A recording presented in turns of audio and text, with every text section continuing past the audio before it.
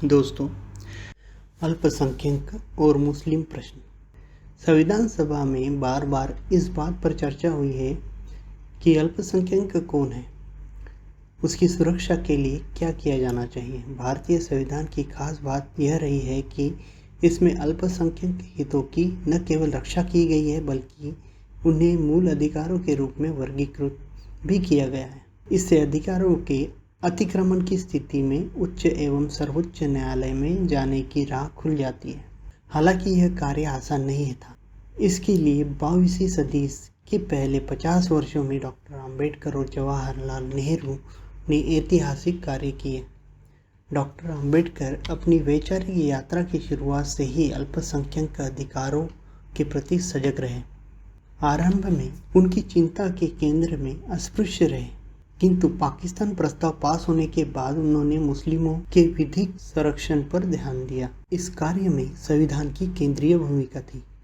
वस्तुतः उन्होंने नए भारत में मुस्लिम प्रश्न को संविधान द्वारा सूचित सत्ता के आलोक में देखा, जहाँ किसी बहुसंख्यक समुदाय द्वारा किसी अल्पसंख्यक को अपनी भगीमा विचार और राजनीति के द्वारा डराने का अवसर न मिले। इस संदर्भ में यदि पंडित जवाहरलाल नेहरू के पक्ष को समझने का प्रयास करें तो नेहरू 1920 के दशक से ही मुस्लिम अल्पसंख्यक की समस्या से जुड़े थे। इसलिए जब वे भारत के भावी संविधान के उद्देश्य प्रस्ताव की संकल्पना पर विचार कर रहे थे तो अल्पसंख्यक प्रश्न उसमें एक महत्वपूर्ण बिंदु था। उनके लिए यह मूल अधिकारों जितना ही महत्वपूर्ण मुद्दा था। यद्यपि अल्पसंख्यकों के मुद्दे को संबोधित करने के क्रम में डॉक्टर श्यामा प्रसाद मुखर्जी ने कतिपय भिन्न रास्ता अपनाया। सर्वप्रथम उन्होंने अल्पसंख्यक की धारणा के संबंध में संविधान सभा के प्रभावी मत का खंडन किया। 17 दिसंबर 1946 को अपना मंतव्य व्यक्त करते हुए उन्होंने कहा, जब हम अल्पसंख्यकों के संबंध में कुछ कहते हैं तो ऐसा आभास होता है कि मानो सिर्फ मुसलमान ही यहाँ अल्पसंख्यक हैं। मैं बंगाल के प्रांत से आया हूँ और इस सभा को याद दिलाना चाहता हूँ कि भारत के कम से कम 4 प्रांतों में हिंदू अल्पसंख्यक हैं। श्यामा प्रसाद मुखर्जी के इस मंतव्य का खंडन करते हुए अंबेडकर ने कहा कि केवल संख्या के आधार पर किसी समूह को अल्पसंख्यक नहीं माना जा सकता। मसलन पारसी। साथ ही उन्होंने यह भी कहा कि अल्पसंख्यक होने के विचार को लोकतंत्र की वृहद संरचना के संदर्भ में समझा जाना चाहिए। हालांकि अपने इसी भाषण में डॉक्टर मुखर्जी ने यह भी कहा कि हम अपना काम करते जाएंगे और एक संयुक्त एवं दृढ़ महान भारत का निर्माण करेंगे। यह महान भारत इस देश की 40 करोड़ जनता का होगा, किसी दल विशेष, संप्रदाय विशेष या व्यक्ति विशेष का नहीं। साथ ही इस संदर्भ में उन्होंने जवाहरलाल नेहरू के उद्देश्य प्रस्ताव के औचित्य का भी समर्थन किया। यह मत उस ऐतिहासिक क्षण की एक बृहत संवैधानिक समझ की ओर इशारा करता है, जहां नेहरू से मत विभिन्न रखने के साथ साथ डॉक्टर मुखर्जी उनके औचित्य और इरादे का समर्थन भी कर रहे थे। सरदार वल्लभ भाई पटेल अल्पसंख्यक मामलों की समिति के अध्यक्ष थे। जब मूल अधिकारों के सिलसिले में 1 मई 1947 को सांस्कृतिक एवं शिक्षा संबंधी अधिकार पर बहस हो रही थी तो सरदार वल्लभ भाई पटेल ने इसका प्रारूप पेश किया था। इसमें निम्नलिखित 3 बिंदु थे। हर इकाई के अल्पसंख्यकों की भाषा, लिपि, संस्कृति की दृष्टि से रक्षा की जाएगी। साथ ही ऐसे कानून या व्यवस्था का निर्माण नहीं किया जाएगा जिसमें इन बातों पर प्रतिकूल प्रभाव या दबाव पड़े।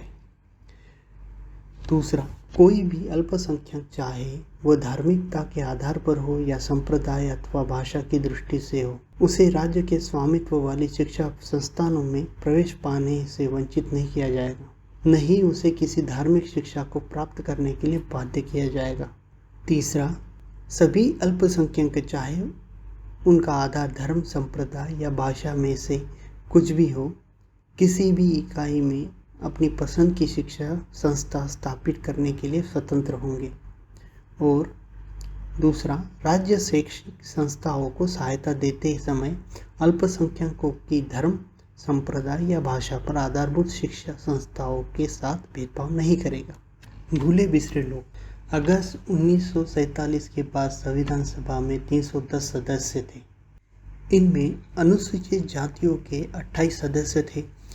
यद्यपि उनकी कुल जनसंख्या के हिसाब से इनकी संख्या 45 होनी थी। साथ ही घुमंटू समुदायों का भी इनमें कोई सदस्य न था। एच.जे. खांडेकर संविधान सभा में मध्य प्रांत व बरार का प्रतिनिधित्व कर रहे थे। उन्होंने ही विभिन्न अवसरों पर घुमंटू समुदाय का पक्ष रखा था। कम से कम 3 अवसरों पर उन्होंने उनकी संख्या और समस्याओं की ओर सदन का ध्यान खींचना चाहा।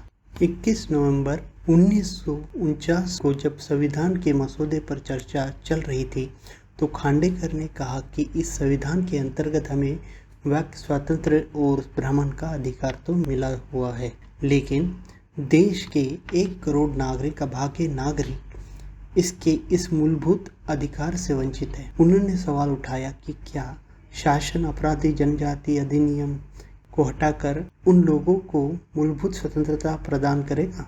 इसी प्रकार जयपाल सिंह जो संविधान सभा में बिहार से सामान्य सदस्य थे, 22 जुलाई 1947 को राष्ट्रीय ध्वज संबंधी प्रस्ताव के पास किए जाने के दिन उन्होंने कहा कि देश के 3 करोड़ आदिवासियों की ओर से जो इस देश के सच्चे स्वामी हैं, उन्हें यह झंडा स्वीकार करने में बड़ी खुशी है।